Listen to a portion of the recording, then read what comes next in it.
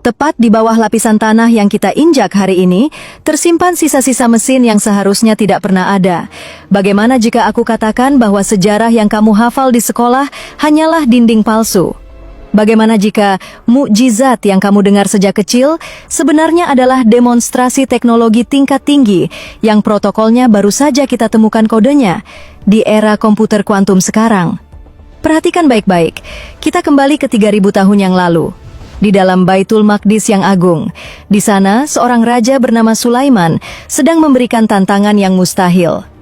Siapa di antara kalian yang bisa membawakan singgasana Ratu Balkis sebelum ia tiba di sini?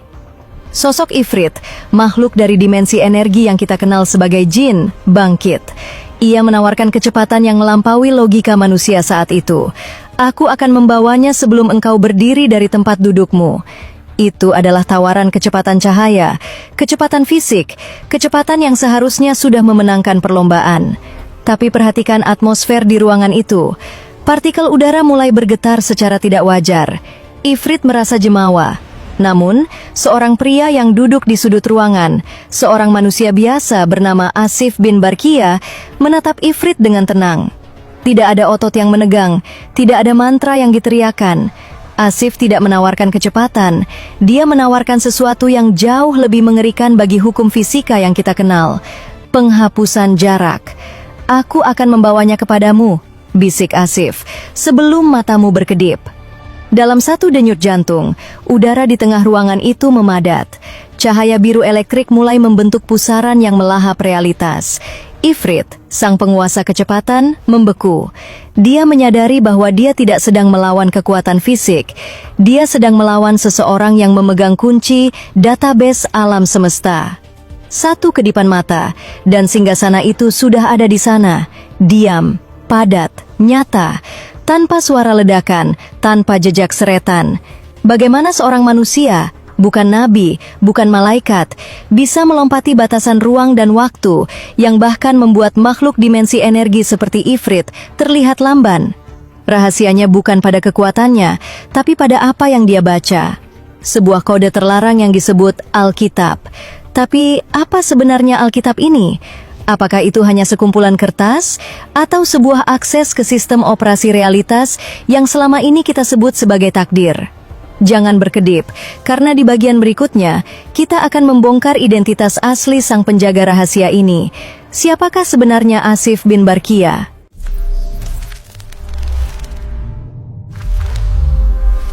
Ada alasan mengapa nama Asif bin Barkia jarang bergema di ruang-ruang kelas. Dia adalah sebuah anomali. Dia bukan nabi yang menerima wahyu, bukan juga malaikat yang membawa perintah langit.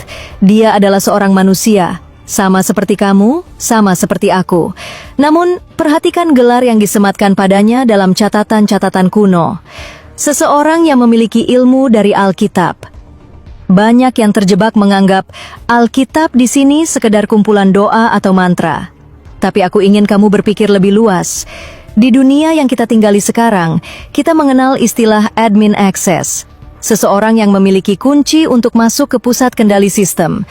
Asif bin Barkia bukanlah seorang penyihir, dia adalah seorang teknisi realitas. Dia adalah manusia yang berhasil meretas protokol alam semesta melalui pengetahuan yang sangat spesifik. Para ahli eskatologi menyebutnya sebagai pemegang Ismullah Al-Azham, nama teragung Tuhan. Tapi mari kita terjemahkan itu ke dalam bahasa sains kuantum hari ini. Itu adalah root password untuk mengakses database atom secara instan.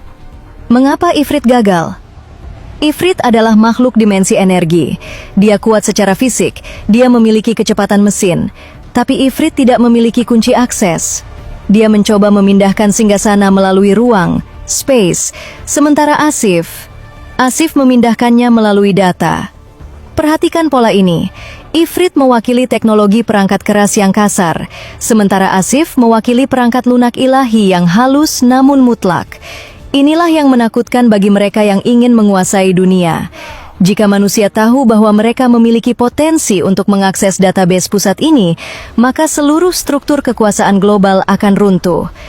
Asif adalah bukti bahwa ada sebuah ilmu yang bisa membuat ruang dan waktu menjadi tidak relevan. Ilmu yang selama ribuan tahun disembunyikan agar kita tetap menjadi budak jarak dan waktu. Tapi, apa sebenarnya isi dari Alkitab yang dipelajari Asif? Apakah itu adalah sebuah manual teknis tentang bagaimana alam semesta ini diprogram? Jika Asif bisa mengaksesnya 3000 tahun yang lalu, di manakah server induk itu berada sekarang? Tahan napas kamu, karena di bagian berikutnya, kita akan membedah apa yang sebenarnya terjadi saat mata kamu berkedip. Kita akan membongkar rahasia Alkitab sebagai database ilahi yang melampaui segala superkomputer yang pernah diciptakan manusia.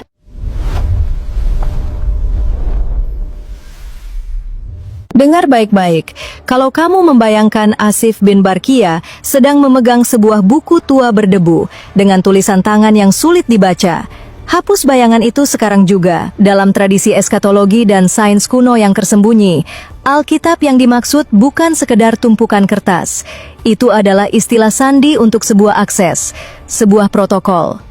Pernahkah kamu mendengar tentang cloud computing? Atau mungkin super server tempat semua data di dunia ini disimpan? Nah, sekarang, bayangkan sebuah server yang jauh lebih besar. Server yang menyimpan setiap koordinat atom, setiap getaran energi, dan setiap kemungkinan yang pernah terjadi, atau akan terjadi, di alam semesta ini. Para tetua menyebutnya Lauh Mahfuz, tapi bagi Asif, itu adalah the master database. Ilmu dari Alkitab berarti Asif tahu cara melakukan query. Dia tahu cara memanggil baris kode tertentu dari server induk itu untuk mengubah realitas di depannya, secara instan. Perhatikan polanya. Jika kamu ingin memindahkan file dari satu folder ke folder lain di komputermu, kamu tidak benar-benar menarik filenya secara fisik, kan? Kamu hanya mengubah alamat pointernya di dalam sistem. Kamu hanya memindahkan informasinya. Inilah yang dilakukan Asif. Dia tidak menarik singgasana Ratu Balkis melewati ribuan kilometer padang pasir, seperti yang ingin dilakukan Ifrit. Tidak, itu terlalu primitif. Asif melakukan sesuatu yang jauh lebih elegan. Dia mengakses source code dari singgasana itu di database ilahi. Lalu dia melakukan Command X di lokasi asal, dan Command V di depan Nabi Sulaiman. Satu kedipan mata bukan soal kecepatan gerak, tapi soal kecepatan proses data. Tapi, bagaimana mungkin sebuah benda padat, logam, permata, kayu, bisa berubah menjadi data? Bagaimana Asif mengubah singgasana yang beratnya bertonton itu menjadi partikel yang bisa dikirim melalui kabel, dimensi yang tak terlihat? Jangan pergi dulu, karena di bagian berikutnya, kita akan masuk ke dalam inti dari mekanika kuantum. Kita akan melihat bagaimana Asif bin Barkia melakukan apa yang sedang dicoba oleh para ilmuwan di laboratorium CERN hari ini. Mengubah materi menjadi informasi murni. Siap untuk melihat singgasana itu hancur menjadi partikel biru di depan matamu?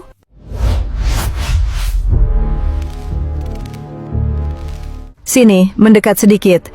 Aku mau kasih tahu satu rahasia gila tentang benda-benda di sekitarmu. Laptopmu, kopimu, bahkan tubuhmu sendiri. Itu semua sebenarnya 99% adalah ruang kosong. Lalu, kenapa semuanya terasa padat? Karena ada informasi yang memerintahkan atom-atom itu untuk tetap pada posisinya. Sekarang, bayangkan Asif bin Barkia.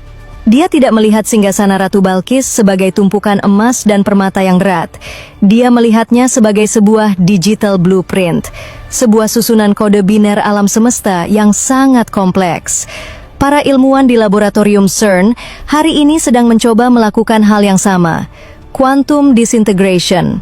Mereka mencoba memecah partikel menjadi informasi, lalu mengirimnya ke tempat lain. Tapi masalahnya, kita masih menggunakan mesin raksasa yang butuh energi jutaan watt.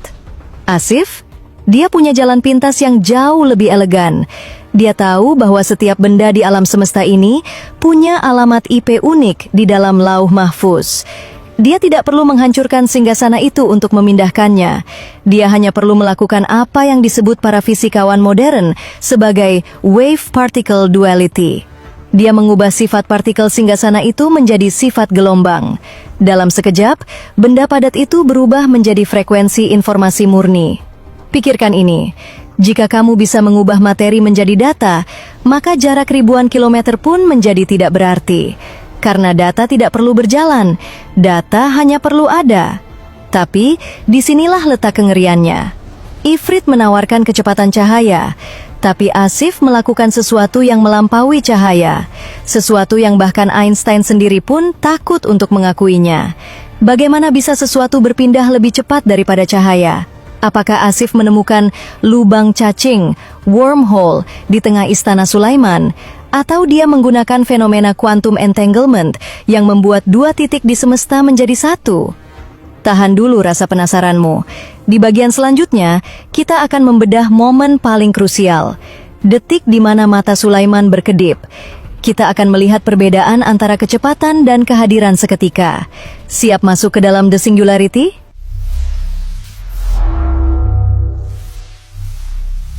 Coba kamu perhatikan mata temanmu saat dia berkedip. Itu hanya butuh waktu sekitar 100 sampai 400 milidetik. Bagi kita, itu tidak terasa. Tapi di dunia komputasi kuantum, itu adalah waktu yang sangat lama, sebuah keabadian. Ifrit menawarkan kecepatan sebelum engkau berdiri dari tempat dudukmu.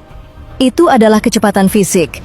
Dia berencana terbang, menembus atmosfer, mengambil singgasana, dan kembali lagi. Bahkan jika dia bergerak secepat cahaya, dia tetap butuh waktu untuk menempuh jarak. Tapi Asif bin Barkia, dia melakukan sesuatu yang membuat hukum fisika Einstein menangis di pojok ruangan. Asif tidak menempuh jarak, dia menghapus jarak. Dalam fisika modern, kita mengenalnya sebagai quantum entanglement atau keterikatan kuantum. Jika dua partikel sudah terikat, apapun yang terjadi pada satu partikel di ujung semesta akan terjadi secara instan pada partikel pasangannya di ujung yang lain, tanpa jeda, tanpa perjalanan. Saat Asif berkata, sebelum matamu berkedip, dia sebenarnya sedang melakukan sinkronisasi antara koordinat di Istana Ratu Balkis dengan koordinat di Istana Sulaiman melalui The Divine Database. Perhatikan suasananya. Ruangan itu tidak menjadi bising oleh ledakan udara. Sebaliknya, udara menjadi sangat sunyi. Begitu sunyi hingga kamu bisa mendengar detak jantung atom di sekitarmu. Lalu, zap. Bukan singgasananya yang datang, tapi realitas di titik itu yang diperbarui. Singgasana itu tidak bergerak 1 senti pun. Dia hanya muncul karena datanya sudah ditulis ulang di lokasi baru. Ifrit terdiam. Dia baru sadar bahwa sehebat apapun kekuatan jin, mereka tetap terikat pada dimensi ruang. Sementara Asif, dia sudah bermain di dimensi informasi. Tapi tunggu dulu, jika singgasana itu muncul seketika, kemana perginya singgasana yang asli di Yaman? Apakah terjadi ledakan ruang di sana? Ataukah Asif baru saja membuktikan bahwa seluruh dunia ini hanyalah simulasi yang bisa di-copy-paste sesuka hati oleh mereka yang punya akses admin? Jangan beranjak, karena di bagian selanjutnya, kita akan melihat proses The Blue Spark, protokol pemindahan materi yang sebenarnya. Kita akan melihat bagaimana atom-atom itu bergetar, memadat, dan menghilang, sebuah proses yang akan membuatmu bertanya-tanya, apakah kita juga hanya sekumpulan data yang bisa dipindahkan?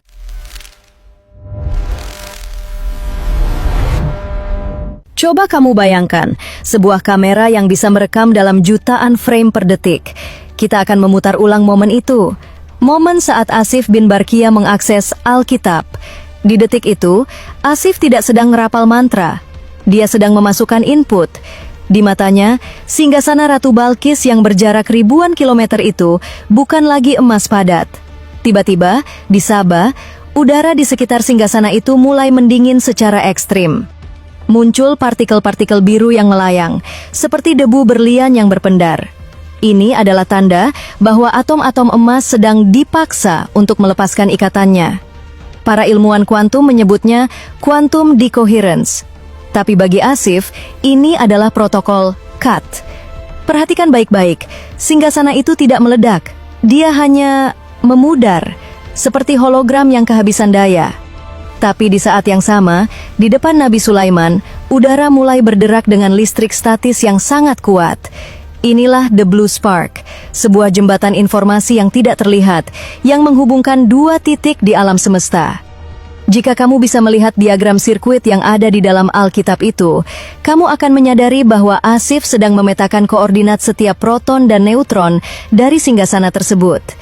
Dia mengirimkan blueprintnya melalui dimensi yang kita sebut sebagai lauh mahfuz.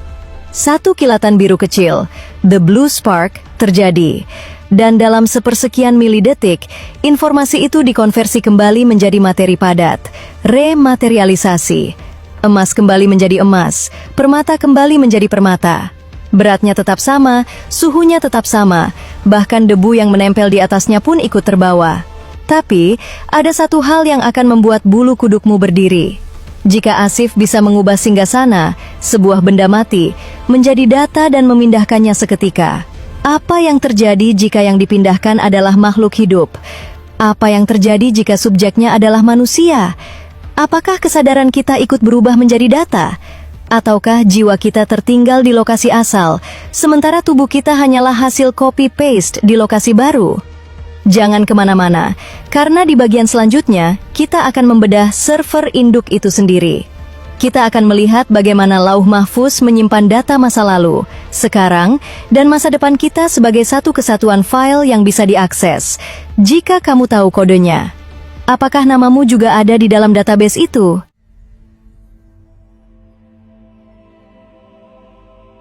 Pernahkah kamu membayangkan sebuah tempat di mana setiap hembusan napasmu, setiap gerakan semut di malam gelap, hingga ledakan bintang di galaksi terjauh, semuanya sudah tercatat? Kita mengenalnya dengan nama lauh mahfuz, tapi lupakan sejenak gambaran papan tulis kayu yang sering diceritakan. Di level realitas yang kita bahas sekarang, lauh mahfuz adalah the ultimate super server. Ini adalah database pusat yang menyimpan seluruh source code alam semesta. Dalam dunia IT, kita mengenal istilah immutable ledger, sebuah catatan yang tidak bisa diubah atau dihapus. Itulah lauh mahfuz. Segala sesuatu yang pernah, sedang, dan akan terjadi tersimpan di sana dalam bentuk data yang sudah final. Inilah alasan kenapa Asif bin Barkia bisa melakukan hal mustahil itu. Dia memiliki read access ke server ini. Saat dia ingin memindahkan singgasana Balkis, dia tidak sedang menciptakan keajaiban baru. Dia hanya memanggil data singgasana itu dari koordinat masa lalunya dan menempatkannya di koordinat masa kini. Baginya, itu hanya soal memindahkan kursor di atas layar takdir. Tapi pikirkan konsekuensi yang lebih gila. Jika semua sudah tertulis, apakah kita hanya karakter dalam sebuah simulasi raksasa?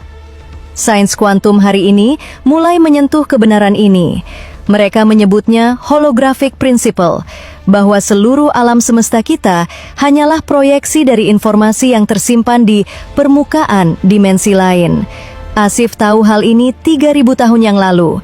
Dia tahu bahwa materi itu cair, ruang itu palsu, dan hanya informasi yang nyata. Inilah jembatannya. Kenapa ilmu ini baru mulai masuk akal sekarang? Kenapa kita baru mulai memahami teleportasi saat kita sudah menciptakan internet dan prosesor kuantum? Apakah ini pertanda bahwa kita sedang diarahkan untuk kembali ke teknologi masa lalu? Tahan dulu jawabanmu, karena di bagian selanjutnya, kita akan melihat sebuah kenyataan yang lebih mengejutkan. Hubungan antara Silicon Valley dengan ilmu kuno Asif. Apakah komputer kuantum yang kita bangun sekarang sebenarnya adalah upaya putus asa manusia untuk meretas kembali gerbang lauh mahfuz? Dan apa hubungannya dengan kembalinya teknologi ini di akhir zaman?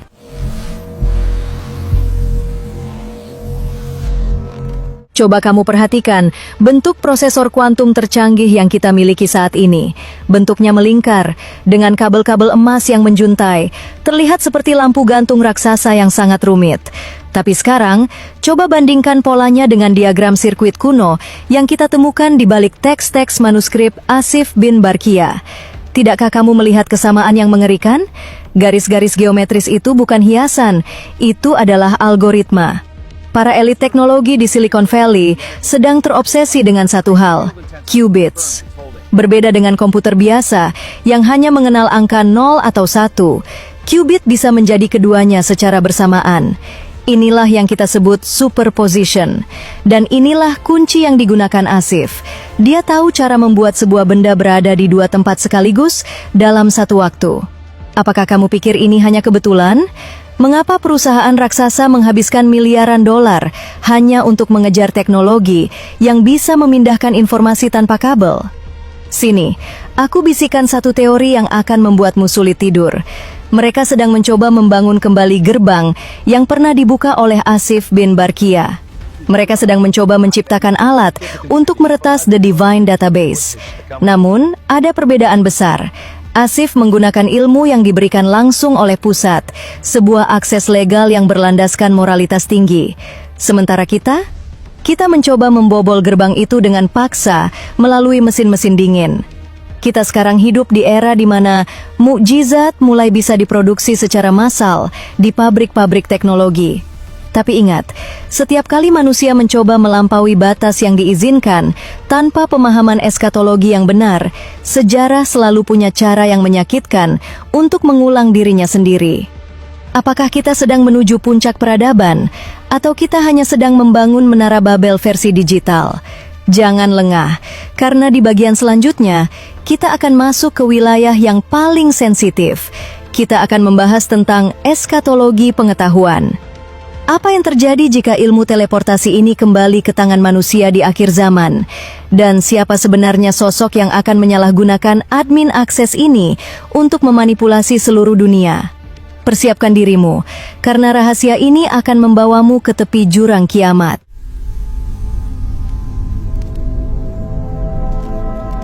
Dengar baik-baik kawan, ada sebuah pola yang sengaja disembunyikan dari penglihatanmu.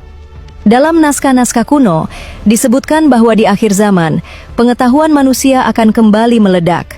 Segala sesuatu yang dulu dianggap mujizat akan mulai bisa dijelaskan melalui sains. Tapi, inilah bagian yang paling menakutkan. Ilmu teleportasi kuantum milik Asif bin Barkia bukan sekedar cerita sejarah. Itu adalah sebuah cetak biru untuk masa depan kita. Para pakar eskatologi menyebutkan bahwa akan tiba masanya di mana batasan ruang dan waktu menjadi sangat tipis. Jarak ribuan kilometer bisa ditempuh dalam satu langkah. Bumi seolah-olah dilipat di depan mata manusia. Tapi, coba kamu pikirkan, apa yang terjadi jika admin akses ke database alam semesta ini jatuh ke tangan orang yang salah? Dalam tradisi eskatologi, kita mengenal sosok yang akan menggunakan kemajuan teknologi ini untuk menipu seluruh dunia. Sosok yang bisa muncul di banyak tempat secara bersamaan, yang bisa menurunkan hujan hanya dengan satu perintah input, dan yang bisa menunjukkan surga serta neraka dalam bentuk simulasi yang sangat nyata. Ya, dia hanyalah contoh dari penyalahgunaan root password realitas. Dia tidak punya mujizat, dia hanya punya teknologi yang kita anggap sebagai sihir karena kita terlalu malas untuk mempelajari kodenya. Asif bin Barkia menggunakan ilmunya untuk tunduk pada keagungan Tuhan. Sementara di akhir zaman nanti, teknologi yang sama akan digunakan untuk menantang Tuhan. Perhatikan sekitarmu sekarang. Internet, satelit yang mengelilingi bumi, hingga riset tentang Neuralink. Kita sedang membangun infrastruktur untuk sebuah sistem kendali global yang sangat mirip dengan kemampuan Alkitab. Kita sedang dipersiapkan untuk sebuah era di mana teleportasi bukan lagi dongeng, melainkan sebuah kebutuhan. Tapi pertanyaannya, apakah jiwamu akan ikut dalam perjalanan itu? Ataukah kamu hanya akan menjadi data yang terfragmentasi dalam server mereka? Pegang rahasia ini erat-erat, karena sejarah tidak sedang berjalan maju, kawan. Sejarah sedang berputar kembali ke titik di mana Asif bin Barkia pernah berdiri. Jangan beranjak. Kita sudah sampai di penghujung penyelidikan ini. Di bagian terakhir, aku akan memberikan peringatan terakhir dari sang penjaga rahasia. Kita akan melihat kehancuran peradaban terdahulu yang memiliki teknologi serupa, dan mengapa kita sekarang sedang menuju ke jurang yang sama. Apakah kamu siap mendengar kebenaran yang sesungguhnya?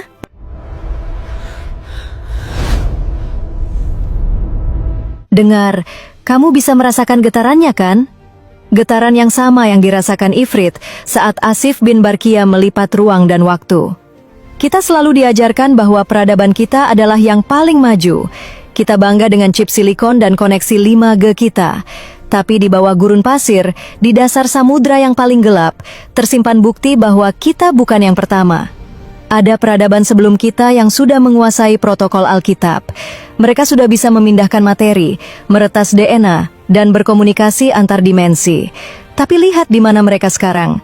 hanya menjadi dongeng yang dianggap hayalan oleh para arkeolog yang keras kepala. Mengapa mereka musnah? Apakah karena teknologi mereka gagal? Tidak.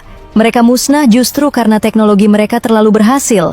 Saat jarak bukan lagi masalah, saat kematian bisa ditunda dengan manipulasi data, dan saat semua keinginan bisa diwujudkan dengan satu klik pada master database, mereka kehilangan satu hal yang paling krusial, kemanusiaan mereka. Asif bin Barkia bisa melakukan teleportasi karena dia adalah manusia yang sudah selesai dengan dirinya sendiri. Dia tidak haus kekuasaan. Dia menggunakan akses itu hanya atas perintah kebenaran. Tapi kita sedang membangun teknologi Asif dengan hati seorang ifrit, rakus, sombong, dan penuh kebencian. Peringatan terakhir dari sang penjaga rahasia adalah ini. Jangan pernah mengejar ilmu dari Alkitab jika kamu belum mampu mengendalikan dirimu sendiri. Karena saat gerbang kuantum itu terbuka lebar di akhir zaman nanti, hanya mereka yang memiliki jiwa yang akan selamat. Sisanya hanya akan menjadi data yang terhapus dalam proses reformating alam semesta. Sejarah sedang berulang, kawan. Langkah kaki Asif bin Barkia sudah terdengar kembali di laboratorium-laboratorium rahasia kita. Pertanyaannya bukan lagi, apakah teleportasi itu nyata? Tapi, siapkah kamu melihat realitasmu dihapus dan ditulis ulang dalam sekejap mata? Mungkin besok, saat kamu berkedip, dunia yang kamu lihat sekarang sudah bukan lagi dunia yang sama. Terima kasih sudah menempuh perjalanan terlarang ini bersamaku. Simpan rahasia ini, karena mereka sedang mendengarkan.